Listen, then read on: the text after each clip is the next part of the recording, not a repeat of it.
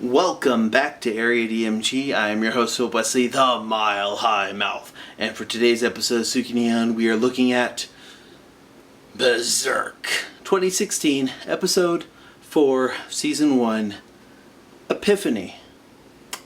So, Guts has a vision of Casca being burned at the stake Joan of Arc style and sets out to heed the twisted warning the dream gives him. So, Guts goes to visit Rickert and Godot. And after about 2 years, and discovers that Casca has left. Now, if you're caught up on the movies, you know who Casca is. She's such a great character, and it really kind of pains me to see where her character ends up and where she is in this story arc. Now, one thing I want to note is that in the anime world, we go through the Golden Age arc first, with a little bit of hints at the Black Swordsman arc.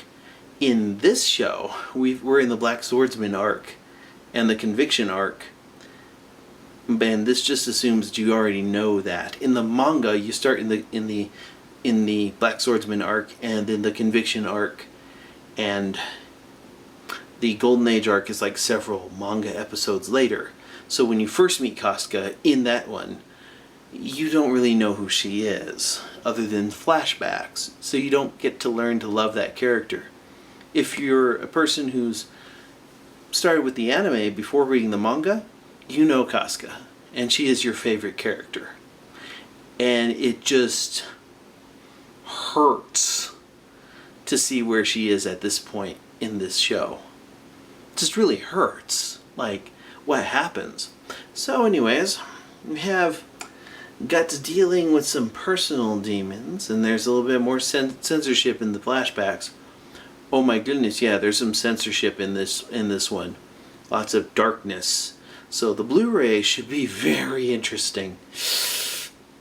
Anywho, Guts decides to head out, and he's got a new sword, new armor, and it then cuts to Serpico and his friends marching toward a war with the Cushions, the people who are on the elephants and stuff, while transporting a Grand Inquisitor named Mozgus, who's traveling with his band of torturers, who are really pretty creepy. Like, they get attacked by revenge seekers who are like, we know what you did, blah, blah, blah, who are promptly captured and tortured to death in a horrifyingly grisly way that greatly pleases Lady Farnes.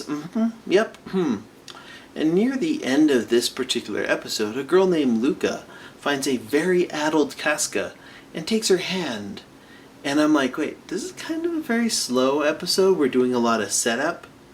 It's all interesting, and it's all as well anime as it could be, because personally, I really love the old art style from the old show. I don't love this new art style, but I deal with it. Overall, I thought it was a pretty good episode. It's just world building. It's setting the little dominoes up, and those dominoes are going to fall hard, and it's going to be good. So, I'm looking forward to that. There's a lot of plot meat to chew in this one. Overall, it's a decent episode. I liked it. I'm watching it on Crunchyroll. It should be available for the general public by now. If you're watching this series with me, what did you think of this episode? Go ahead and hit that thumbs up. Go ahead and like us if you haven't already. Hit that subscribe button if you haven't already. And until the next episode comes out, you are now caught up.